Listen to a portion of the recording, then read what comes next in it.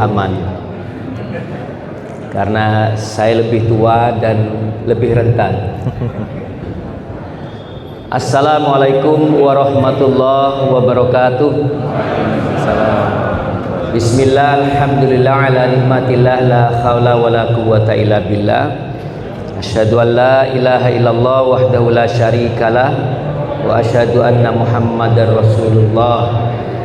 Yang kami hormati Ketua Pimpinan Daerah Muhammadiyah Kota Surabaya beserta teman-teman dari PDM Surabaya, teman-teman dari LPCR, PM, Mas Komandan Laziz, Masya Allah, dari manapun beliau tampak khas ya, Mas Faisal, serta Bu Dokter Zuhro, saya ucapkan selamat hadir, dan rekan-rekan kami pimpinan cabang Muhammadiyah, pimpinan ranting Muhammadiyah, dan pejuang masjid yang hadir pada sore hari ini. Bapak Ibu yang berbahagia, telah hadir di tengah-tengah kita seorang pemuda. Kalau kita bicara pemuda itu, maka dia bukan orang yang terkubur oleh masa lalu, tapi dia adalah orang yang lebih banyak memikirkan masa depan. Ya, kalau seperti saya ini mungkin lebih banyak bernostalgia, ya, terlalu banyak membanggakan masa lalunya, tapi sedikit memikirkan masa depan. Tapi kalau yang di samping kami ini adalah orang yang mungkin masa lalunya tidak begitu banyak, tapi dia lebih banyak bercerita masalah masa depan. Beri tepuk tangan kepada Mas Ibra. Saya baru sekarang ketemu Mas Ibra ini. Walaupun saya beberapa kali ke Masjid Pemuda dan saya belum sempat menyapa Mas Ibra, tetapi di otak saya nama beliau ini sangat kuat. Ya, saya beberapa kali bertemu dengan Pak Kusnadi di Al-Falah Sragen. Katanya Pak Kus, selanjutnya Surabaya tidak usah jauh-jauh belajar ke Sragen. Ya, sudah ada cloning saya, ya, hasil duplikasi saya, dan lebih bagus katanya. Ya, saya tidak tahu lebih apa ya. Ternyata memang lebih ganteng dari Pak Kusnadi. Ya. Alhamdulillah. Jadi tidak usah jauh-jauh belajar ke Sragen, ya, pakai bis rame-rame. Cukuplah belajar ke Masjid Pemuda Surabaya. Baik, saya berharap Bapak Ibu sekalian, tidak hanya beliau yang menyampaikan, tapi saya berharap ada kesempatan bertanya kepada dari jenengan semuanya, karena kebutuhan itu bukan di Mas Ibra, tapi kebutuhan dari jenengan semuanya. Betul nggih? Biarlah beliau menyampaikan mungkin sedikit saja, tapi nanti yang penting jenengan bisa menyampaikan pertanyaan-pertanyaan yang terkait dengan problem masjid, atau mungkin yang paling substansi adalah bagaimana menguatkan masjid dari finansial. Bagaimana bisa menghadirkan uang, berapa Mas sekarang satu bulannya? Kisaran itu tadi. Masya Allah, sudah 1 miliar lebih satu bulan. Masya Allah, ya. Baik, saya persilakan sepenuhnya kepada Mas Ibra. Silakan Mas. Baik. A'udzubillahi minasyaitonirrajim. Bismillahirrahmanirrahim. Assalamualaikum warahmatullahi wabarakatuh. Waalaikumsalam. Alhamdulillahirabbil alamin, wassalatu wassalamu ala asrofil anbiya'i wal mursalin wa ala alihi wa sahbihi wa sallim ajma'in. Rabbi israh li sadri wa yassir li amri wahlul 'uqdatam min lisani yafqahu qawli. Rabbana anzilna munzalan mubarakan wa anta khairul munzilin. Amin ya rabbal alamin. Alhamdulillah, terima kasih kepada semua yang terlibat hadir di sini, dan yang kami hormati para pejabat, para kiai, para ulama di Muhammadiyah, baik itu ranting, cabang, atau ketakmiran masjid, yang rasanya akan sulit untuk saya sebutkan satu persatu, karena saya tadi baru kenalan dengan Ustadz Musa, Ustadz Yahya, ya alhamdulillah dengan Ustadz Lutfi sekarang. Alhamdulillah. Semoga Allah karuniakan keberkahan untuk kita semua. Amin ya rabbal alamin. Nah, tentang masjid, izinkan saya menyampaikan sedikit kisah bahwasannya alhamdulillah sekitar sebelum Ramadan saya melakukan perjalanan safar ke Palestina, mengunjungi Baitul Maqdis, datang sholat di Baitul Maqdis sebelum Ramadan. Alhamdulillah, jadi sedikit banyak. Dan saya juga datang ke pemukiman, rumah di kompleks Baitul Maqdis. Dalamannya warga di sana bagaimana? Alhamdulillah. Dan kami mendatangi masjid. Alhamdulillah, masjid dalam kondisi kayak gitu Palestina itu, masjidnya menyediakan makan gratis, Pak. Di Jericho disediain kurma mugol atau mejol namanya, yang besar-besar itu, yang harganya mahal kalau di sini. Kurma Amerika dia. Kurma Palestina. Jadi saya masuk itu kurma disediain di situ, di kota Jericho, di masjid Jericho. Masuk Baitul Maqdis, saya datang waktu subuh hari itu disediain kurma juga. Disediain juga minuman hangat. Gak tahu itu nama minumannya apa, tapi yang jelas enak, Masya Allah. Nah, jadi sebenarnya apa yang dilakukan di Masjid Pemuda, buka 24 jam, menyediakan makan gratis setiap hari, 2 kali setiap hari, Ramadan atau tidak Ramadan setiap hari. Alhamdulillah, itu kami tidak sedang membuat hal baru. Kami hanya berusaha mencontoh atau menduplikasi bagaimana Nabi Muhammad menjalankan masjidnya, mengawal masjidnya.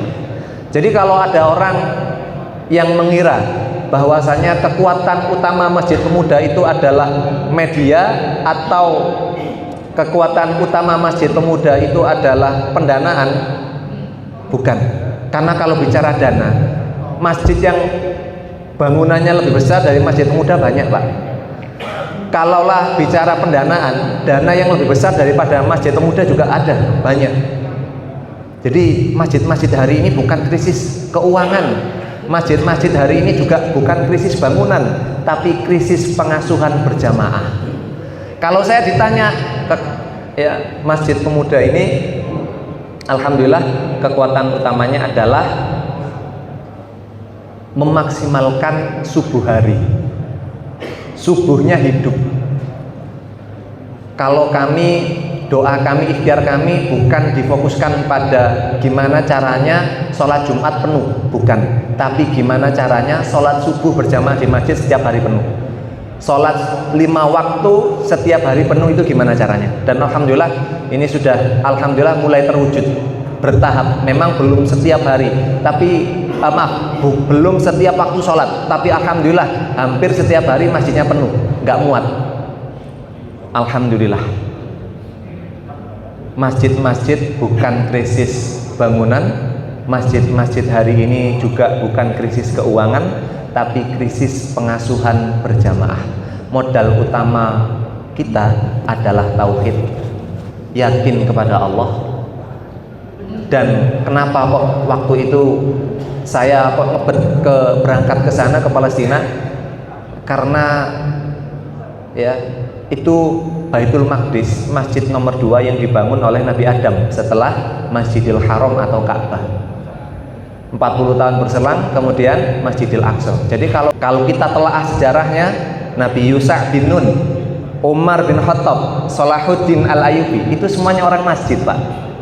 Jadi ayo, gak mungkin kaum muslimin ini bangkit kalau sholat subuhnya masih sulit bangun. Bagaimana mungkin mau bangun organisasi yang kuat? Bagaimana mungkin mau bangun keluarga yang hebat? Bagaimana mungkin bangun keluarga yang hebat, bangun bangsa yang hebat, kalau bangun sholat subuh berjamaah saja belum mampu? Maka kalau ditanya ruh pergerakan kami apa? Ruhnya adalah sholat subuh berjamaah di masjid. Setelah subuh ikhtiar tidak tidur lagi, hidup sampai waktu duha, baru majelis-majelis. Itu yang kami lakukan. Jadi kalau pendanaan, media dan lain-lain itu bonus saja. Allah akan titipkan ketika memang sudah layak. Fokusnya bukan di sana, fokusnya adalah gimana caranya pondasinya kokoh. Karena pondasi itu ibarat pohon, itu punya akar. fokus kami adalah memberi nutrisi pada akar. Nutrisi pada akar itu adalah dengan sholat subuh berjamaah di masjid. Setiap hari ada pengajian setelah subuh tanpa libur, setiap hari ada pengajian. Dan kemudian kalaulah program yang kuat, programnya bagus, bangunan bagus, tapi kalau yang ngurusi nggak bagus ya percuma. Jadi kalau kepingin masjid bagus, masjid mewah, oke, bagus, tapi nggak cukup. Masjid yang bagus itu tidak akan bisa berjalan dengan maksimal kalau programnya nggak bagus. Program yang bagus tidak akan bisa maksimal fungsinya, jalannya, kalau tidak ditopang oleh SDM yang bagus. SDM yang bagus itu dididik dengan ilmu terbaik, konsep terbaik, yakni ilmu Al-Quran. Semoga yang lumayan, karena waktunya terbatas katanya tadi Ustaz. Ya, semoga yang lumayan ini tadi bermanfaat untuk kita semua. Tadi sebenarnya hendak kami tunjukkan slide-slide-nya Masjid Pemuda, tapi khawatir waktunya terbatas. Kurang berapa menit nggih? Masih bisa kan Pak ya? Masih bisa. Masih bisa nggih? Waktunya masih panjang ini. Nah, ini Masjid Pemuda, alhamdulillah. Slide-nya lanjut. Masjid Pemuda Indonesia beralamat di Masjid Pemuda Konsulat Jalan Kali Kepiting 111 Surabaya. Luas bangunan sekian itu tadi, 2 kali 5 kali 15 meter. Orang kalau ketanya sering beberapa sudah datang dengan kecewa karena tidak sesuai dengan ekspektasi yang datang bangunannya. Ya, mohon doanya. Nah, ini diasuh dan dipimpin oleh saya sendiri itu Maulana Malik Ibrahim dan wakil pengasuh Ramadan Surohadi. Ya, alhamdulillah usianya sekarang sudah 30. Ramadan Surohadi ini wakil pengasuh usianya sekarang 36 insya Allah, kalau nggak 37. Kalau masih seberapa? Saya 35. Iya 35. Alhamdulillah. Visi menjadi tempat solusi, pusat solusi segala permasalahan hamba-hambanya atau semua ciptaan Allah. Karena masjid adalah rumahnya Allah, maka siapa yang datang ke rumahnya Allah harusnya mendapatkan solusi. Karena di dalam surah Al-Fatihah, Alhamdulillahirabbil alamin, segala puji hanya kepada Allah Rabbul alamin, Tuhan semesta alam. Muslim atau enggak muslim, Tuhannya itu tetap Allah. Insyaallah. Mereka ngaku atau enggak ngaku, Tuhannya itu tetap Allah sebenarnya. Maka solusinya ya di masjid. Itulah kenapa Masjid Pemuda terbuka untuk muslim atau yang selain muslim, silakan. Yang mau ikut menikmati hidangan di Masjid Pemuda, silakan. Izin menginap, ya sudah ada yang menginap selain muslim, itu ya tetap kami izinkan. Loh gimana kalau itu pembahasan fikihnya nanti lagi ya, ada pembahasan khusus tentang bab itu. Tapi yang jelas ya, Masjid Pemuda Indonesia alhamdulillah tidak ada kuncinya karena memang tidak pernah dikunci. Alhamdulillah di Masjid Pemuda juga buka 24 jam. Ya.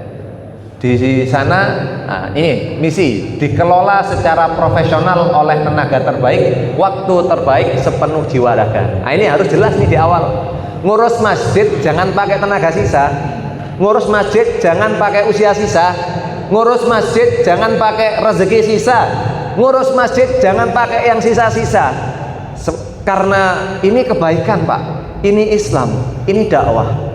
Kalau ngurus masjid, kalau ngurus dakwah, kalau memperjuangkan kebenaran pakai yang sisa-sisa, ya masa kita ngurusi masjid pakai tenaga sisa-sisa? Masa kita ngurus masjid pakai waktu sisa?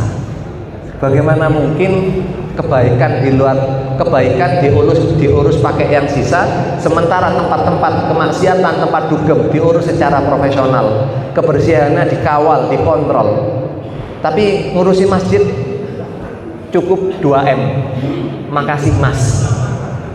Makasih Mas. Ya, saya datang ke Brunei, saya tanya kepada marbot masjid di Brunei, gaji marbot di Brunei berapa? Alhamdulillah paling sedikit itu 11 juta kalau dirupiahkan. Bagian azan qomat Pak. di Brunei Darussalam. Harga bensin di sana 2.500. Ya, listrik di sana gratis, Pak. Ya, biaya makanan alhamdulillah lebih murah sana, Pak, daripada sini. Saya datang ke Brunei ngerasain makanan, ya Allah, murah-murah, enak-enak. Kambing harganya cuman berapa? Kalau dirupiahkan kurang lebih 20 ribuan lah. Masih antara belasan ribu sampai 20 ribuan. Itu apa namanya? Lauk kambing, Pak. Harganya segitu. Jadi biaya hidup murah, juga kesejahteraannya luar biasa. Alhamdulillah. Dan insya Allah nggak pakai oplosan.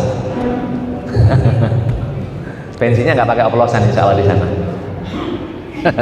Ya, 2.500. 1 ringgit dapat 1 ringgit atau 1 dolar Brunei itu dapat 3 liter. 3 liter. 1 ringgitnya kurang lebih 11.000. Ya kurang lebih 2.500 3.000 lah. Nah, lanjut. Kawasan Masjid Pemuda Indonesia ini alhamdulillah ada di Surabaya. Ini Masjid Pemuda Konsulat MPI 1 di Kali Kepiting. Masjid Pemuda Pancor insya Allah mohon doanya sedang proses. Itu di Pasuruan MPI belum kami kasih angka karena belum diresmikan. Yang di Pancur baru sedang diikhtiarkan, sudah alhamdulillah sudah mulai bertahap pergerakannya. Terus kemudian Masjid Pemuda Al Munawwaroh MPI 2 di Banyuwangi. Terus di Surabaya cabang kedua, ya yang di Surabaya maaf, itu ada lagi Masjid Pemuda Abdurrahman, insya Allah di daerah Kelampis. Dan insya Allah juga bertahap di Jember, insya Allah mohon doanya semoga bulan Ramadan ini segera bisa diresmikan, dan bertahap juga di Pacitan insya Allah mohon doanya. Monggo lanjut. Nah, pergerakan Masjid Pemuda ini mulai tahun 2015, maaf, fase keresahan. Jadi 2015 itu fase keresahan. Saya menulis buku judulnya Rela Lillah, novel membahas tentang para pemuda yang ada di masjid. Ya, terus kemudian tahun 2020 mulai melakukan fase pergerakan. Belum ada bangunan masjidnya, Pak, tapi nama Masjid Pemuda sudah ada, pergerakannya sudah ada, logonya sudah ada. Jadi memulai dengan fase pergerakan, bukan dengan bangunan. Karena alhamdulillah Nabi Muhammad itu dulu kan berusaha mengembalikan fungsi masjid utama, yakni Masjidil Haram, sebagaimana mestinya kan. Terus kemudian sama orang-orang sepuh Abu Jahal, Abu Lahab, pemuda yang bernama Nabi Muhammad ini diusir, ya kan, ditindas. Kalau ditanya Abu Jahal itu nyembah apa, mereka sumpahnya sumpah demi Allah. Abu Jahal itu, Abu Lahab itu sumpahnya juga sumpah demi Allah. Tapi ngusir Nabi Muhammad, pemuda yang berusaha untuk mengembalikan fungsi masjid, yakni Mekah. Hijrah ke kota Madinah, membangun masjid juga kemudian. Itulah jadi fase pergerakan 2020. Nah, kemudian bertemu dengan pemilik lahan, keluarga pemilik lahan yang kemudian menjadi Masjid Pemuda Konsulat. Ya, di tahun slide yang sebelumnya, ngapunten tadi. Slide yang sebelumnya. Nah, 25 September pembukaan warung makan gratis Sijum di Kali Kepiting, Surabaya. Fungsi bangunan masih berupa rumah dan kos-kosan.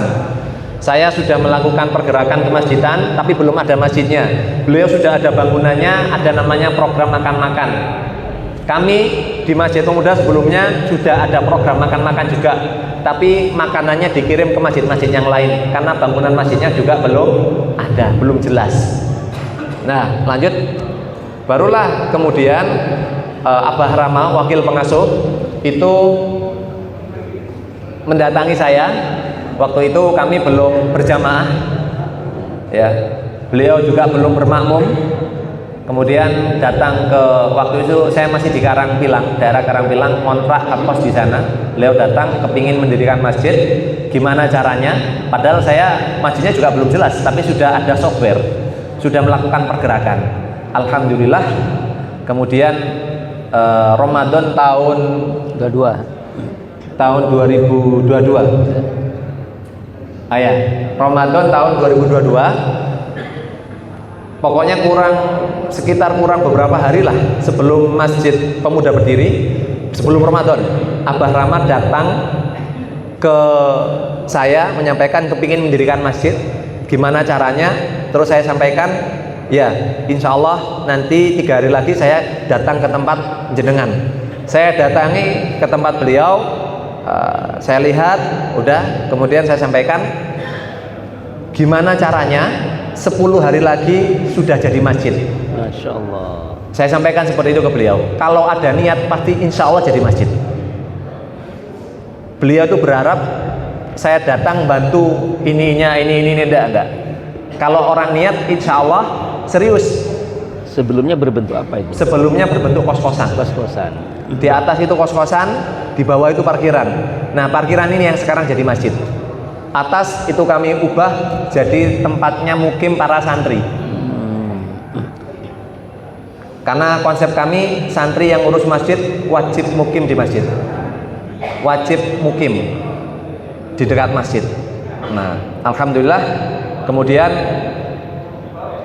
tanggal 1 Ramadan tahun 2022 mulai diresmikan dengan cara sholat berjamaah. Alhamdulillah. Nah, monggo lanjut. Tim manajemen. Nah, sepertinya sampai sini saja dulu karena nanti waktu terbatas, mungkin bisa dibuka dengan sesi tanya jawab. Betul, ya. Saya rasa mungkin itu Bapak Ibu, ini saya katakan sebagai pengantar. Materi intinya adalah pertanyaan jenengan. Kalau jenengan hadir tidak membawa pertanyaan, berarti jenengan lebih bagus dari Masjid Pemuda ini. Kalau ada yang merasa kurang, maka wajib bertanya. Ya, hukumnya wajib bertanya.